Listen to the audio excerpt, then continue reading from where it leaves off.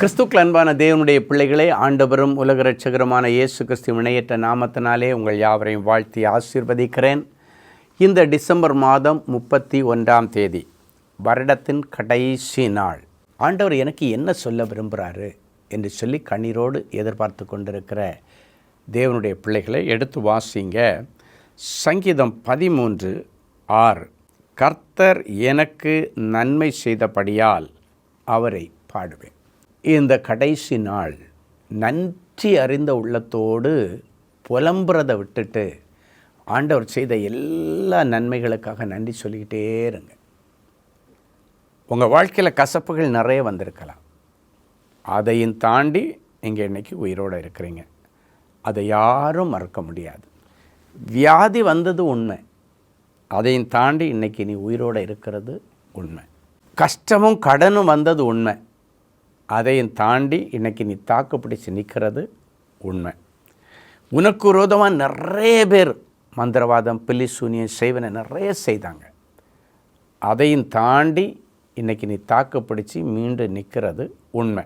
புதிய வருஷத்துக்குள்ளால் ஜம்ப் பண்ணுறதுக்கு ரெடியாக நிற்கிறீங்க. ஹை ஜம்ப் பண்ணி போகிறீங்களோ லாங் ஜம்ப் பண்ணி போவீங்களோ எனக்கு தெரியாது. எனக்கு தெரிஞ்ச வரைக்கும் புதிய வருஷத்துக்குள்ளே போகும்போது சுவாமியை கரத்தை பிடிச்சிட்டு அழகாக கடந்து போயிடுங்க. அது உங்களுக்கு ஆசீர்வாதமாக இருக்கும். ஸோ இப்போ எவ்வளோ கஷ்டமும் இருந்துச்சு, நஷ்டம் இருந்துச்சு, வியாதி இருந்துச்சு, இதையும் தாண்டி இந்த 31ஆம் தேதி ஆண்டவருடைய சமூகத்தில் வந்து நன்றி சொல்ல உங்களுக்கு சரீரத்தில் உயிர் இருக்குது, சுவாசிக்க மூச்சு இருக்குது, சாப்பிட ஆகாரம் இருக்குது, உடுக்க உடை இருக்குது, தங்க இடம் இருக்குது. குழாய் அடிவாரங்களில் இருக்கிறவங்களெல்லாம் யோசித்து பாருங்கள். எவ்வளோ பேர் குழாய் அடிவாரங்களில் தங்களுடைய வாழ்க்கையை நடத்துகிறவங்க இருக்காங்க. ஒரு சின்ன சாரியை மட்டும் அப்படி இப்படி மூடி போட்டுட்டு உள்ள குடும்பம் நடத்துகிறவங்க எவ்வளோ பேர் இருக்காங்க. பெரிய தண்ணி குழாய்களுக்குள்ளால் இருக்கிறவங்க நிறைய பேர் இருக்காங்க. பிளாட்ஃபார்மில் இந்த பஸ் ஸ்டாப்புகளுக்கு இடையில் கிடக்கிறவங்க எவ்வளோ பேர் இருக்காங்க. யோசித்து பாருங்கள். இவங்க எல்லாருக்கும் மத்தியில் அட்லீஸ்ட் ஒரு வாடகை வீட்லேயாவது, இல்லை ஒரு லீஸ் வீட்லேயாவது, இல்லை சொந்த வீட்லேயாவது குடியிருக்க ஆண்டவர் உதவி செய்திருக்காரு. அதை நினச்சி பாருங்கள். மனுஷன்னா நன்றி இருக்கணுங்க. ஆண்டவர் எவ்வளோ நல்ல காரியங்களை உங்கள் வாழ்க்கையில் செய்திருக்காரு. கெட்ட காரியங்களை சாசு செய்தான், ஆனாலும் அந்த கெட்ட காரியங்கள் மத்தியில் கூட ஆண்டவர் நல்லது செய்திருக்கார்.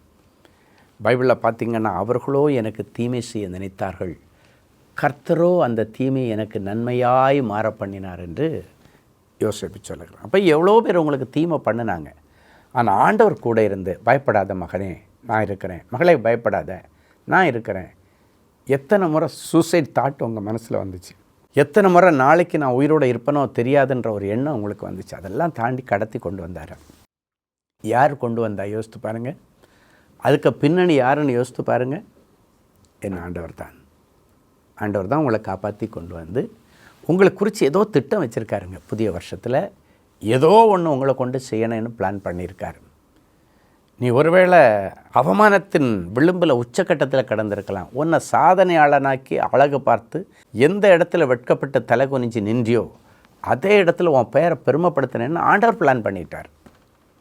அது ஆண்டவருடைய பிளான். காட்ஸ் பிளான் ஒன்று இருக்குது பின்னால். ஸோ அந்த பிளான் படி ஆண்டவர் ஒன்று உயர்த்தி அழகு பார்ப்பார், உன்னை தலை நிமிர பண்ணுவார். பைபிளில் ஒரு வசனம் இருக்கிறது, அவருடைய கை உன்னோடைய உறுதியாயிருக்கும், அவருடைய புயம் உன்னை பலத்திருக்க பண்ணும். வீக்காக இருக்கிற உன்னை அவருடைய புயம் பலத்திருக்க பண்ணும். அவருடைய கை உன்னோட உறுதியாக இருக்கும். இந்த வார்த்தையோடு தான் புதிய வருஷத்துக்குள்ளே போக போகிறீங்க. ஏசப்பா கை என் கூட உறுதியாக இருக்குது, ஆண்டவர் பிடிச்சிக்கிட்டார் என்ன அப்படின்னு சொல்லிட்டு அந்த கரத்தை பிடிச்சிட்டு அப்படியே புதிய வருஷத்துக்குள்ளால் போயிருங்க. ஆண்டவருடைய துணையோடு போயிருங்க. அந்த வசனத்தில் அடுத்த பகுதி சொல்லுகிறது, என்னுடைய புயம் உன்னை பலத்திருக்க பண்ணும். நீ ரொம்ப வீக்காக இருந்திருக்கலாம், ஃபினான்ஷியலி வீக்காக இருந்திருக்கலாம், ஸ்பிரிச்சுவலி வீக்காக இருந்திருக்கலாம், ஃபிசிக்கலி சரீர பிரகாரமாக வீக்காக இருந்திருக்கலாம்.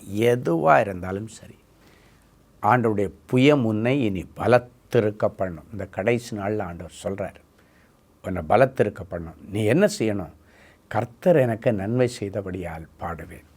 பாடிக்கிட்டே இருங்க. எனக்கு சில நேரங்களில் நன்றி சொல்கிற அந்த ஏவுதல் வந்த உடனே எனக்கு ரொம்ப பிடிச்ச இந்த பாட்டு தான் அப்படியே ஓடிட்டுருக்கேன். நன்றியோடே நான் துதி பாடுவேன் எந்தன் இயேசுராஜனே. எனக்காய் நீர் செய்திட்ட நன்மைக்காய் என்றும் நன்றி கூறுவேன். எனக்காய் நீர் செய்திட்ட நன்மைக்காய் என்றும் நன்றி கூறுவேன். எண்ணிலடங்கா நன்மைகள் யாவையும் எனக்களித்திடும் நாதனே. எண்ணிலடங்கா நன்மைகள் யாவையும் எனக்களித்திடும் நாதனே. நினையாத நன்மைகள் அளிப்பவரே, உமக்கென்றுமே துதியே. நினைக்காத நன்மைகள் அளிப்பவரே, உமக்கென்றுமே துதியே. நன்றியோடே நான் துதி பாடுவேன் எந்தன் இயேசுராஜனே. எனக்காய் நீர் செய்திட்ட நன்மைக்காய் என்றும் நன்றி கூறுவேன். எனக்காய் நீர் செய்திட்ட நன்மைக்காய் என்றும் நன்றி கூறுவேன். அன்பு தேவனுடைய பிள்ளைகளே, ஆண்டவர் செய்த நன்மைகளை நினைக்கும் பொழுது கண்ணில் இருந்து மடமடன்னு எனக்கு கண்ணீர் வரும். அவ்வளோ நன்மைகளை கர்த்தர் நமக்கு செய்திருக்கிறார். சிலர் சொல்லுவாங்க, இந்த பிரதருக்கு தான் பாட்டு ராகம் தாளம் ஒன்றும் வரமாட்டேங்குது, இது எதுக்கு பாடுறாருன்னு கேட்பாங்க. ஆனால் என் ஆண்டவர் என் தாளத்தையோ என் ராகத்தையோ என்னுடைய குரல் இனிமையோ பார்க்க மாட்டார், என் மனசை பார்ப்பார். எனக்கு பாட தெரியலைன்னாலும் நான் பாடிக்கிட்டே இருப்பேன். கிண்டல் பண்ணுறவங்க கிண்டல் பண்ணிகிட்டே இருக்கட்டும். ஏன்னா ஆண்டவர் எனக்கு செய்ததை நான் பாடிக்கிட்டே இருக்கிறது என் ஆண்டவருக்கு ஒரு பெரிய சந்தோஷம். இன்றைக்கி ஆண்டவர் உங்களை பார்த்து சொல்கிறாரு, பாட்டு உங்களுக்கு வரலைன்றதுக்காக ஆண்டவரை துதிக்காமல் இருந்துடாதீங்க, பாடாமல் இருந்துடாதீங்க. ஆண்டவர் உங்களுடைய குரல் இனிமையை பார்க்க மாட்டார், உங்களுடைய இருதயத்தில் இருக்கிற அந்த நன்றி உணர்வை ஆண்டவர் பார்ப்பார். ஸோ அதனால யார் சொல்கிறாங்கன்னாலும் நீங்கள் ஆண்டவரை துதிக்கிறது மட்டும் விட்டுறக்கூடாது. எந்த சுச்சுவேஷனில் எனக்கு ராகத்தை பற்றியெல்லாம் நான் கவலைப்பட மாட்டேன், தாளம் வரலைன்னா கவலைப்பட மாட்டேன். ஆனால் எனக்கு உள்ளத்திலிருந்து நான் உண்மையாகவே ஆண்டவரை துதிப்பேன். அதுதான் ஆண்டவர் பார்க்குறார். அன்றைக்கு தாவீது சொன்னான், ஆண்டவரை இந்த அளவுக்கு என்னை நீங்கள் நடத்திட்டு வர்றதுக்கு நான் எம்மாத்திரம், என் குடும்பம் என்மாத்திரம்னு சொன்னான். என்னுடைய இந்த ராஜ பதவி எனக்கு எப்படி வந்துச்சு, எனக்கு ஆச்சரியமாக இருக்கு ஆண்டவர், இந்த அளவுக்கு என்னை கொண்டு வர்றதுக்கு நான் எம்மாத்திரம், நான் என்ன தவம் பண்ணியிருக்கிறேன், நான் அப்படி என்ன செய்திருக்கிறேன் ஆண்டவரே, என் குடும்பம் எம்மாத்திரம் சொல்லிட்டு அவன் சொல்கிறான், கர்த்தர் எனக்கு செய்த எல்லா நன்மைகளுக்காக நான் என்னத்தை செலுத்துவேன், அதுக்கு ஈடு என்ன தான் நான் செலுத்த முடியும், என்ன அவ்வளோ பெரிய ராஜாவாக்குனார, நான் அதுக்கு என்ன தான் செலுத்த முடியும், நான் என்ன செலுத்தினாலும் ஒரு காரியத்திற்கு ஈடாகாது. என்னென்னா, ரட்சிப்பின் பாத்திரத்தை எடுத்துக்கொண்டு உம்மை தொழுது கொள்ளுகிறேன். என் பரிசுத்த பாத்திரத்தை எடுத்துக்கொண்டு, ரட்சிப்பின் பாத்திரம்னா மனம் திரும்புதலின் பாத்திரம், ஒரு புதிய வாழ்க்கையின் பாத்திரத்தை எடுத்துக்கொண்டு உம்மை தொழுது கொள்ளுகிறேன் ஆண்டவரேன்னு சொன்னேன். இன்றைக்கும் புதிய வருஷத்துக்குள்ளே போகும் முன்னால் ஆண்டவர்கிட்ட சொல்லுங்கள், ஆண்டவரே எனக்கு செய்த எல்லா நன்மைகளுக்காக நான் என்னத்தை செலுத்த முடியும், ரட்சிப்பின் பாத்திரத்தை எடுத்துக்கொண்டு, பரிசுத்தத்தின் பாத்திரத்தை எடுத்துக்கொண்டு, மனம் திரும்புதலின் பாத்திரத்தை எடுத்துக்கொண்டு உம்மை நான் தொழுது கொள்ளுகிறேன் ஆண்டவரேன்னு சொல்லி இன்றைக்கு ஆண்டவரை தொழுது கொள்ளுங்கள். இந்த நிகழ்ச்சி ஆண்டவரை தொழுது கொள்ளுகிற நிகழ்ச்சி. உங்களை நீங்கள் பரிசுத்தம் பண்ணி கொள்ளுகிற ஒரு நிகழ்ச்சி. உங்களுடைய ரட்சிப்பின் வஸ்திரத்தை புதுப்பித்து கொள்ளுகிற ஒரு நிகழ்ச்சி. அதற்காக ஆண்டவர் ஒழுங்கு செய்திருக்கிற நேரம். இந்த ரட்சிப்பின் பாத்திரத்தை எடுத்துக்கொண்டு ஆண்டவரை தொழுது கொண்டு அப்படியே அவருடைய கையை பிடிச்சிட்டு புதிய வருஷத்துக்கு உள்ளே போய் பாருங்கள். புதிய வருஷம் உங்களுக்கு சமாதானத்தின் வருஷமாகும், நிம்மதியின் வருஷமாகும், நிறைவின் வருஷமாகும்.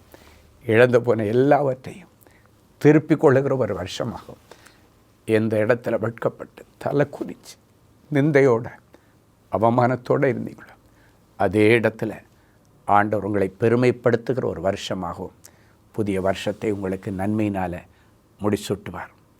புதிய புதிய நன்மையினால் முடிசூட்டணுன்னா இந்த சங்கீதக்காரன் சொன்னது போல அவர் ஏற்கனவே செய்த நன்மைகளுக்கு அவருக்கு நன்றி சொல்லிகிட்டே இருக்கணும். கர்த்தர் எனக்கு நன்மை செய்தபடியால் அவரை பாடுவேன். பாடிக்கிட்டே இருங்க. யாக்கோபு சொன்னான், வெறும் கையும் கோலுமாக யோர்தானை விட்டு கடந்து வந்தேன். ஒன்றும் இல்லாமல் வந்தேன். எங்கள் அம்மா அப்பா எனக்கு பணங்காசு ஒன்றும் கொடுத்து இன்வெஸ்ட் பண்ணி வியாபாரம் பண்ணுப்பான்னு சொல்லலை. உங்கள் மாமா ஊரில் போய் நீ பொழைச்சிக்கப்பான்னு சொல்லி ஆசீர்வாதம் தான் கொடுத்து அனுப்புனாங்க. இந்த ஆசீர்வாதத்தை வாங்கிட்டு வெறும் கையோட கையில் ஒரு கோலையும் எடுத்துக்கொண்டு, ஆடு மேய்க்கிற கோலையும் எடுத்துக்கொண்டு அப்படியே மாமன் ஊருக்கு போனான். ஆண்டவர் அவனை ஆசீர்வதித்தார். அவன் ஆண்டவருக்கு நன்றி உள்ளவனாக இருந்தான். யோர்தானிலிருந்து தொழிலுக்கு புறப்படும் பொழுது, வேலைக்கு புறப்படும் பொழுது ஒன்றும் இல்லாமல் போனான். இப்போ அந்த யோர்தான் அண்டையில் திருப்பி வர்றான். சொந்த ஊரில் செட்டிலாக வரும் பொழுது எக்கச்சக்கமான பரிவாரங்கள், செல்வங்கள், பொண்ணு பொருள், நிறைய வேலைக்காரர்கள், நிறைய மிருக ஜீவன்கள், ஆடுகள், கழுதைகள், நிறைய ஆசீர்வாதங்களோட அவன் திரும்பி வரும் பொழுது சொல்கிறான், ஆண்டவரே, இதே யோர்தானை விட்டு நான் கடந்து லட்சிய பயணமாய் வெளியே போகும்போது, வாலிப வயசில் நான் போகும்போது என் கையில் ஒன்றுமே இல்லைப்பா, வெறும் கையும் கோலுமாக போனேன். இதே இடத்துல எனக்கு தரிசனமாகி என்னை ப்ளஸ் பண்ணி என் மாமா ஊருக்கு அனுப்புறீங்கப்பா. இன்றைக்கி நான் திரும்பி வரும் பொழுது இத்தனை பரிவாரங்கள், இதே இடத்துல தானே நான் எம்டி ஹேண்டாக போனேன் ஆண்டவர், ஒன்றும் இல்லாமல் போன ஆண்டவர், நீர் இந்த தரிசனமாகி என்னை ப்ளஸ் பண்ணி அனுப்புனீங்க. பெற்றோருடைய பிளஸ்ஸிங், இந்த 2 பிளஸ்ஸிங்கோடு போனேன். இன்றைக்கி இவ்வளவு பரிவாரங்கள் இருக்கிறதுன்னு சொல்லி அப்படியே இரவெல்லாம் ஆண்டவருக்கு நன்றி சொல்லிக்கொண்டே இருந்தான். ஆண்டவருக்கு பக்கத்தில் உட்காந்து ஆண்டவருக்கு நன்றி சொல்லிக்கொண்டே இருந்தான். இத்தனை பரிவாரங்களோடு கூட என்னை திரும்பி வர பண்ணினீரே, ஆண்டவருக்கு நன்றி சொன்னான். என் அன்பு தேவனுடைய பிள்ளைகளே, இந்த வருஷத்தை தொடங்கும் பொழுது நீ எம்டி ஹேண்டோடு வந்திருக்கலாம். உன்னுடைய பேங்க் அக்கௌண்ட்டில் 0 இருந்திருக்கலாம். உன் வீட்டுக்குள்ளே 10 ரூபா கூட இல்லாமல் இருந்திருக்கலாம். இன்றைக்கி ஒருவேளை இந்த வருஷத்தை நீ முடிக்கும் பொழுது உன்னுடைய அக்கௌண்ட்டில் அட்லீஸ்ட் 1000 ரூபாய் இருக்கா, 500 ரூபாய் இருக்கா, ஆண்டவருக்கு நன்றி சொல்லு. பாக்கெட்டில் ஒரு 100 ரூபாய் இருக்கா, ஆண்டவரே, வருஷ கடைசி நான் புதிய வருஷத்தில் போகும் நட உங்களுக்கு காணிக்க போட என் பாக்கெட்டில் 100 ரூபாய் இருக்கா ஆண்டவரே, அதுக்காக உமக்கு நன்றின்னு சொல்லி பாருங்கள். பெருசாக எல்லாம் நீங்கள் எதிர்பார்த்து ஒன்றுமே இல்லாமல் நீங்கள் அழிந்து போகிறதை காட்டிலும் சின்ன சின்ன காரியங்களுக்கு ஆண்டவருக்கு நன்றி சொல்லி பாருங்கள். வேதம் சொல்லுகிறது, கொஞ்சத்திலே உண்மை உள்ளவர்களாக இருக்கிறவர்களை அநேகத்திற்கு அதிபதியாய் மாற்றுவேன். நிறைய பேருக்கு அதிபதி ஆகணும்னு ஆசை, அதுக்கு கொஞ்சத்தில் உண்மையாக இருக்கும். ஆண்டவர் கொடுக்குற கொஞ்சம் ஆசீர்வாதத்தில் நீ புலம்பக்கூடாது. ஆண்டவர் நன்றி சொல்ல, ஆண்டவரை இந்த அளவுக்கு என்ன ஆசீர்வச்சிருக்கீங்களே, ஆண்டவரே உங்களுக்கு நன்றின்னு சொல்லுங்கள். ஆண்டவரே, நான் என் வீட்டில் இருக்கிற டிவி நீங்கள் வாங்கி தந்தது ஆண்டவர், நான் ஓட்டுற மோட்டர் பைக்கு நீங்கள் கொடுத்த ஈவு ஆண்டவரே, இந்த பிள்ளைகள் நீங்கள் கொடுத்த பெரிய செல்வம் ஆண்டவரே, நீங்கள் கொடுத்த பெரிய சொத்து என் பிள்ளைங்க ஆண்டவரே, உங்களுக்கு நன்றின்னு சொல்லுங்கள். நான் நடமாடுறது உங்கள் கிருபை, உங்கள் இறக்க ஆண்டவரே, நன்றின்னு சொல்லுங்கள். நான் பேசுகிறேனே, நான் பார்க்குறேனே ஆண்டவரே, இதெல்லாம் உங்கள் கிருபை ஆண்டவரே. ஆண்டவருக்கு நன்றி சொல்லிகிட்டே இருங்க. கடன் இருக்குது, கவலைப்படாதீங்க, ஆண்டவர் அடைச்சி தருவார். சில நேரங்களில் கடன் இருந்து நீங்கள் கஷ்டப்படுறது எதுக்குன்னா, ஒரு நாள் ஆண்டவர் உங்களை உயர்த்தும் பொழுது அப்போ தான் இந்த கடனில் இருக்கிறவங்களை நீங்கள் நினச்சி பார்ப்பீங்க, ஐயோ அது எவ்வளோ பெரிய கொடுமை, நானும் அது வழியாக கடந்து வந்தேன்னு நினச்சி பார்க்குறதுக்கு தானே தவிர வேறு எதுக்கும் இல்லை. அதனால் கவலைப்படாதீங்க, தைரியமாக இருங்க. அப்போஸ்தலனாகிய பவுல் சொன்னான், ஆண்டவர் எனக்கு கொடுத்த எல்லா ஈவுகளுக்காக உமக்கு ஸ்தோத்திரம், எல்லா ஈவுகள் என்று சொல்லுகிறான். அப்போஸ்தலனாகிய பவுலுக்கு எத்தனை மரண சந்திப்புகள் வந்தது. இந்த விஷ ஜந்துக்கள் கடித்ததை நிமித்தம் விஷம் உள்ளே ஏறிச்சு, ஆண்டவர் பிழைக்க பண்ணினார். கப்பலில் பிரயாணம் செய்யும் பொழுது எத்தனை முறை தப்பித்து கொள்வோம் என்கிற நம்பிக்கை இல்லாதிருந்த சூழ்நிலையிலும் கரை சேர உதவி செய்த ஆண்டவர் இந்த புதிய வருஷத்தில் அடியெடுத்து வைக்கிறதுக்கு முன்னால் இந்த வருஷத்தில் எத்தனை மரண கட்டுகள் நீ கடந்து வந்திருக்கிற, எத்தனை முறை அந்த மரண கட்டுகள் ஒன்று சூழ்ந்து கொண்டது. அதெல்லாம் தாண்டி அப்போஸ்தலனாகிய பவுலை போல தப்பித்து கொள்வோம் என்கிற நம்பிக்கை இல்லாதிருந்த சூழ்நிலையிலும் தப்பித்து இந்த கடைசி மணித்துளிகளிலே இந்த வருஷத்தில் நிற்கிறோம். புதிய வருஷத்தை காண போகிறோம். எல்லாமே உங்கள் கிருபை சொல்கிறான். கர்த்தர் எனக்கு அருளின எல்லா ஈவுகளுக்காக ஸ்தோத்திரம் என்று சொன்னேன். நீ ஃபுல்லாக ஸ்தோத்திரம் பண்ணிகிட்டே இருங்க. கர்த்தருக்கு சுத்தமான குடும்பமாக உட்காந்து கொஞ்சம் நேரம் பிள்ளைங்கள்ட்ட, மனைவிட்ட, உங்கள் வீட்டில் வேலை செய்கிற வேலைக்காரங்களாக இருந்தால் கூட சரி, அத்தனை பேரையும் உட்கார வச்சு கர்த்தர் உங்களுக்கு என்னென்ன செய்தாருன்னு ஒவ்வொரும் தனித்தனியாக சொல்லி கொஞ்ச நேரம் ஆண்டவரை துதிச்சிருங்க. இன்றைக்கி அதுதான் இந்த வருஷ கடைசியில் ஆண்டவருக்கு நீங்கள் கொடுக்குற பெரிய ஒரு மகிமையாக இருக்கும், ஒரு பெரிய கனமாக இருக்கும். ஆண்டவருக்கு நன்றி சொல்லுங்கள், ஸ்தோத்திரம் பண்ணிகிட்டே இருங்க. எல்லாம் குடும்பமாக உட்காந்து இன்னைக்கு கொஞ்சம் நேரத்தை செலவு பண்ணுங்கள். 365 நாளில் 364 நாள் வேலை, பணம், பிரச்சனை, கோர்ட்டு கேஸு, ஹாஸ்பிட்டல், தொழில் அப்படின்னு அலைஞ்சிக்கிட்டே இருந்தீங்க. இந்த கடைசி நாளில் கொஞ்ச நேரம் ஆண்டவருக்காக டைம் ஸ்பெண்ட் பண்ணி அவர் பாதத்தில் உட்காருங்க. அப்படியே உட்கார்ந்தீங்கன்னாலே போதும், ஃப்ளாஷ்பேக்கை திரும்பி பார்க்கும்போது உங்கள் வாழ்க்கையில் ஆண்டவர் செய்ததை உங்களால் சொல்லி துதிக்காமல் இருக்கவே முடியாது. இந்த புதிய வருஷத்தில் போகும் முன்னால் எதெல்லாம் இது வரைக்கும் உனக்கு விட முடியலையோ எல்லாத்தையும் இன்றைக்கி விட்டுருங்க. எதெல்லாம் விட முடியலையோ எல்லாத்தையும் விட்டுறணும். எந்தெந்த பாவங்களை இது வரைக்கும் விட முடியலையோ விட்டுட்டு, ஆண்டவரே நான் புதிய வருஷத்தில் புது வாழ்க்கை ஆரம்பிக்கலான்னு இருக்கிறேன். ஒருவேளை கணவன் மனைவி வாழ்க்கையில் கூட உங்களுக்கு கடந்த நாட்களில் நிறைய கருத்து வேறுபாடுகள் இருந்திருக்கலாம். இந்த புதிய வருஷத்தில் போகும் முன்னால் கருத்து வேறுபாடு நிமித்தம் உன் மனைவியை நீ விலக்கி வச்சுருந்தியன்னா, உன் புருஷனை நீ விலக்கி வச்சுருந்தியன்னா, இன்றைக்கி ஆண்டவர் கொடுத்த உன் மனைவியை நீ ஏற்றுக்கொள். தப்பு பண்ணாதது யார் தான் இருக்கிறாங்க? ஆண்டவர் இன்றைக்கி ஒன்றை பார்த்து, நீ பாவம் செய்யலைன்னா உன் மனைவியை விலக்கி வை, இல்லை நீ பாவம் பண்ணாதவளாக இருந்தால் உன் புருஷனை விலக்கி வைன்னு சொன்னால் உன்னால் விலக்கி வைக்க முடியுமா? அன்றைக்கி அப்படி தானே அந்த பாவத்தில் பிடிப்பட்ட அந்த ஸ்திரியை பாதுகாக்கிறதுக்கு ஆண்டவர் இதை தானே செய்தார். யோசித்து பாரு, உன்னிடத்துலேயும் 1000 தவறுகள் இருக்கிறது. உன் புருஷங்கிட்ட தப்பு இருந்திருக்கலாம், மனைவிட்ட தப்பு இருந்திருக்கலாம். அதுக்காக அவங்கள வெறுத்து ஒதுக்காங்க. உங்கள் சாட்சி உள்ள நடக்கைகளினால் ஆதாயம் பண்ணுங்க. உடனே போய் உன் மனைவியை கூட்டுட்டு வாங்க. உடனே போய் பிரிஞ்சு கிடக்கிற உன் புருஷனை கூட்டுட்டு வாங்க. நீங்கள் இணைஞ்சி கைகோர்த்து பிள்ளைகளோட புதிய வருஷத்துக்குள்ளால் ஆண்டவருக்கு ஒரு நல்ல நன்றி காணிக்கை எடுத்துட்டு நீங்கள் போங்க. கர்த்தர் பெரிய காரியங்களை செய்வார். பிறக்க போகிற வருஷம் உங்களுக்கு ஒரு நம்பிக்கையின் வருஷமாக இருக்கும். நீங்கள் இழந்து போன எல்லாவற்றையும் நீங்கள் பெற்றுக்கொள்ளுகிற ஒரு வருஷமாக இருக்கும்.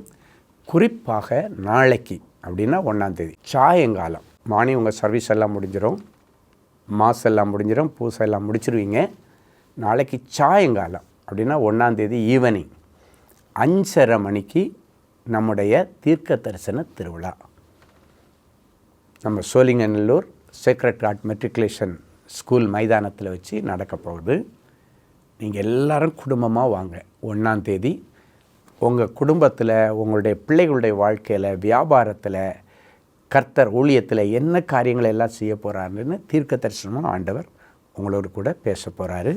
எல்லாருக்கும் முடிஞ்சதுக்கப்புறம் தனி ஜெபம் உண்டு. தனித்தனியாகவும் ஆண்டவர் உங்களுக்கு என்ன தீர்க்க தரிசனம் சொல்கிறாருன்னு சொல்லிட்டு உங்களுக்காக ஜெபித்து நான் அனுப்புவேன். எனவே அந்த மைதானத்திலே sacred heart matriculation higher secondary school மைதானம் சோழிங்கநல்லூரில் இருக்குது. அந்த அட்ரஸ் எல்லாம் கீழே போடப்பட்டிருக்கிறது. இல்லைனால நம்பர் இருக்குது, நீங்கள் காண்டாக்ட் பண்ணி நீங்கள் அதனுடைய லொக்கேஷன் கேட்டால் கூட எங்களுடைய அலுவலகத்திலேருந்து உங்களுக்கு அதை அனுப்பி வைப்பாங்க. மத்தியானம் நல்லா சாப்பிட்டு ரெஸ்ட் எடுத்து தூங்கி எழும்பி ஃப்ரெஷ்ஷாக முதல் நாள் சாயங்காலம் குடும்பமாக ஆண்டவருடைய பாதப்படியில் வந்து உட்கார்ந்து ஆண்டவருக்கு ஸ்தோத்திரம் செலுத்தி புதிய வருஷத்தில் ஆண்டவர் செய்ய போகிற காரியங்களை நீங்கள் கேட்டுக்கிட்டு ஆண்டவருடைய கரம் உங்கள் மேலே அன்னைக்கு உட்காரும். நீங்கள் அதை உணர்வீங்க. அதை உங்கள் கண்ணால் நீங்கள் பார்க்க முடியும். கடந்த முறை இதே போல் தான் ஒரு நியூ இயர்க்கு இதே மாதிரி நாங்கள் நடத்துகிற ஒரு புது வருஷ அந்த தீர்க்க தரிசன பெருவிழாவுக்கு ஒரு குடும்பம் வந்துச்சு. கணவன் மனைவி 2 பிள்ளைங்க வந்திருந்தாங்க. கூட்டம் முடித்ததுக்கப்புறம் எல்லாருக்கும் தனித்தனி ஜெபம் பண்ணுவேன். அன்னைக்கு அந்த பிள்ளைகளுக்காக ஜெபிக்கும்போது அந்த 4 பேரை கணவன் மனைவி 2 பிள்ளைகள், ஒரு பையன் ஒரு பொண்ணு, அப்படியே அணைச்சி அந்த பிள்ளைகளை நான் ஆசீர்வதிக்கும் பொழுது எனக்கு ஒரு தரிசனம் 1ஆம் தேதி நடக்குது. இதே போல் நைட்டு 9 மணிக்கு மேலே அந்த தனி ஜெபத்தில் நடக்குது. மீட்டிங் எல்லாம் முடிஞ்சதுக்கு பிறகு அப்படியே அணைச்சி ஆசீர்வதிக்கும்போது ஒரு தரிசனத்தில் ஒரு பயங்கர மரண ஓலம் இருக்குது. அந்த மரண ஓலத்தில் இந்த பிள்ளைகளை 4 பேரையும் ஆண்டவர் அழகாக பொதிஞ்சு பாதுகாத்த மாதிரி ஒரு தரிசனத்தை பார்த்துட்டு நான் சொல்கிறேன், ஆண்டவரே மரண ஓலத்தை கேட்கிறேன், ஆனால் அதன் மத்தியிலே என் பிள்ளைகளை நீர் பொதிந்து காத்ததற்காய் ஸ்தோத்திரம். இந்த 1ஆம் தேதி சாயங்காலம் அந்த 4 பேரை இரத்த கோட்டைக்குள்ளே மறைச்சி பொதிஞ்சு பாதுகாத்து அந்த பிள்ளைகளை ப்ளஸ் பண்ணி அனுப்புகிறேன். பிள்ளைகள் போயிட்டாங்க. ஆனால் அவங்களுக்கு ஒரு நம்பிக்கை, ஏதோ ஒன்று குடும்பத்தில் நடக்க போகுது, ஆனால் நம்மளை ஆண்டவர் அழகாக பொதிஞ்சு பாதுகாத்துட்டார். நான் சொல்கிறது உங்களால் நம்ப முடியாது. அடுத்து ஒரு 1ஆம் தேதி முடித்து ஒரு 3-4 நாள் தான் இருக்கும். திடீர்னு பார்த்தா இவங்க ஊருக்கு போகணும், அவங்க சொந்த ஊருக்கு போகணும், ஏதோ ஒரு விசேஷமாக போகணும். ஊருக்கு போகிறதுக்காக 4 பேரும் பிளான் பண்ணி வச்சுருக்கிறாங்க. இவங்க குடும்பத்தார், சித்தப்பா, பெரியப்பா, அப்படி நிறைய பேர் பிளான் பண்ணி வச்சுருக்கிறாங்க. அந்த சூழ்நிலையில் முந்தின நாள், நாளைக்கு காலைல 7 மணி கிளம்புனேன்னா முந்தின நாள் இந்த பிள்ளை பெரிய பிள்ளை ஆயிடுறா. யார்? இந்த மகள். மீட்டிங் வந்த 1ஆம் தேதி மீட்டிங் வந்த மகள் பெரிய பிள்ளை ஆயிடுறா அப்படின்னா வயசுக்கு வந்துடுறா. அப்போ அதனால் அம்மாவும் அப்பாவும் போக முடியாத ஒரு சிச்சுவேஷன். இந்த பையனை அவங்க சொந்தக்காரங்க வண்டியில் ஏற்றி விட்றாங்க. அவன் போகிறான், அந்த ஊருக்கு போகிறான், கிளம்பி போகிறான். பிளான் பண்ணபடி காலைல கிளம்புறான். 2 வண்டி போகுது. அதில் பார்த்திங்கன்னா வண்டி போயிட்டே இருக்குது. ஒரு வண்டியில் இவனுடைய சொந்தக்காரங்க நிறைய பேர் இருக்காங்க, இன்னொரு வண்டியிலே அவங்களுடைய சொந்தக்காரங்க இருக்காங்க. ஒரு குறிப்பிட்ட இடம் வரும்போது அந்த பையன் சொல்கிறான், என்னை இந்த வண்டியிலேருந்து இறக்கி அந்த வண்டியில் ஏற்றி விடுங்கன்றான். அவன் சொல்கிறாங்க, இருடா அடுத்த டிஃபன் சாப்பிடும்போது இறக்கி விட்றேன். இல்லை, எனக்கு இப்போ இறக்கி விட்டே ஆகணும்னு சொல்கிறான். சரின்னு சொல்லிவிட்டு இப்போ பிடிவாதம் பண்ணுறான்னு சொல்லி வண்டியை நிறுத்தி அடுத்த வண்டியில் அவனை ஏற்றி விட்டுட்டாங்க. அவங்க இன்னொரு ரிலேட்டிவ் போனால் இன்னொரு வண்டியில். அடுத்த கொஞ்ச நேரத்தில் பார்த்திங்கன்னா இந்த பையன் போயிட்டு இருந்த வண்டி, எந்த வண்டியில் பிரயாணம் பண்ணிகிட்டு இருந்தானோ அந்த வண்டி ஆக்சிடெண்ட் ஆகி டோட்டலாக அதில் வண்டியில் இருந்த அத்தனை பேரும் இறந்து போயிட்டாங்க.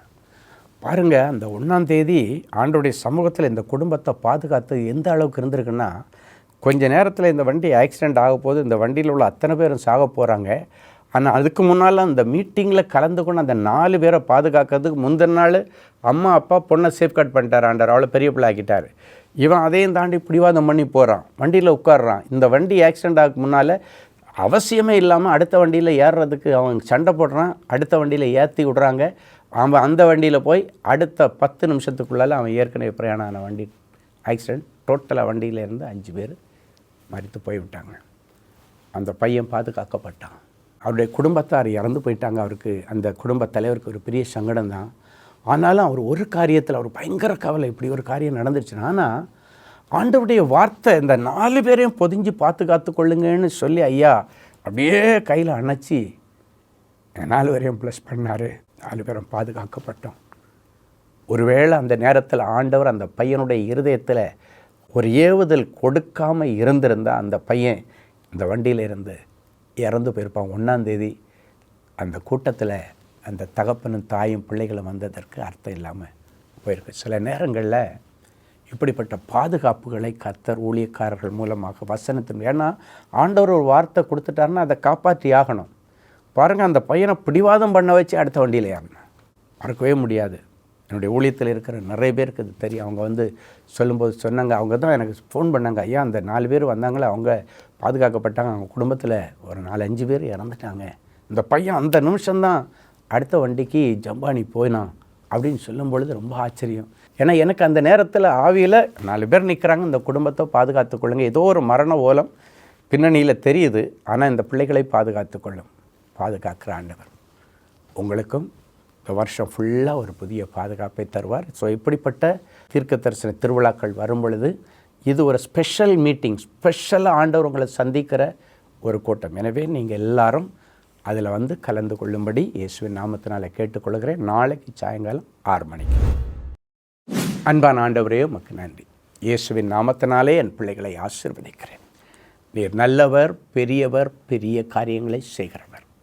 ஆராய்ந்து முடியாத பெரிய காரியங்களையும் எண்ணி முடியாத அதிசயங்களையும் செய்கிற அற்புதமான தேவனே, நீர் செய்த எல்லா உபகாரங்களுக்காக, நன்மைகளுக்காக என் பிள்ளைகளோடு இணைந்து இந்த நிகழ்ச்சியை பார்க்கிற அத்தனை பிள்ளைகளோடு இணைந்து உமக்கு கோடானு கோடி ஸ்தோத்திரங்களையும் நன்றி பலிகளையும் நாங்கள் காணிக்கையாக சமர்ப்பிக்கிறோம். ஆண்டவருடைய நாமம் மகிமைப்படுவதாக. கர்த்தர் நல்லவர், அவர் கிருபை என்றும் உள்ளது. இப்பொழுது நம்முடைய பாதப்படியில் விழுந்து இத்தனை நாள் வரைக்கும், இந்த நாள் வரைக்கும் கர்த்தர் எங்கள் வாழ்க்கையில் பாராட்டின நன்மைகளுக்காக, ஈவுகளுக்காக, கிருபைகளுக்காக, சுகத்திற்காக, பலத்திற்காக, ஆரோக்கியத்திற்காக, வேலைக்காக, தொழிலுக்காக, ஊழியங்களுக்காக, எல்லாவற்றுக்காக உம்முடைய பாதப்படியில் விழுந்து கோடி கோடி கோடி கோடி ஸ்தோத்திர பலிகளையும் நன்றி பலிகளையும் ஆராதனை பலிகளையும் காணிக்கையாக்கி உம்முடைய பாதத்தை முத்தம் செய்து புதிய வருஷத்திற்கு நாங்கள் ஆயத்தமாகிறோம். பெரிய காரியங்களை செய்யும். நாளை தினத்தில் நடக்க இருக்கிற அந்த தீர்க்க தரிசன பெருவிழாவை கர்த்தர் ஆசீர்வதியும். இயற்கை எங்களுக்கு அனுகூலமாக்கி தருவீராக. இயேசுவின் மூலம் பிதாவே, ஆமேன், ஆமேன். அன்பு தேவனுடைய பிள்ளைகளே, இந்நிகழ்ச்சியின் மூலம் நீங்கள் பெற்றுக்கொண்ட ஆசீர்வாதங்களையும் உங்கள் ஜெப விண்ணப்பங்களையும் அனுப்ப வேண்டிய முகவரி தேவனின் அன்பு ஊழியங்கள், எண் 340B பார் 1A 3B1 Vinayak avenue, OMR road, Okkiyam, Thoraipakkam, Chennai 600097. இது இந்தியன் ஆயில் பெட்ரோல் பங்க் எதிரில் அமைந்துள்ளது மற்றும் காக்னிசன்ட் டெக்னாலஜி சொல்யூஷன்ஸ் அருகிலும் அமைந்துள்ளது. மின்னஞ்சல் prayer@godsloveministries.co.in. எங்களது இணையதளம் www.godsloveministries.co.in. மேலும் 24 மணி நேர ஜெப உதவிக்கு 04454547999 மற்றும் 9941950999 என்ற எண்களுக்கு தொடர்பு கொள்ளுங்கள். கர்த்தர் தாமே உங்களை ஆசீர்வதிப்பாராக.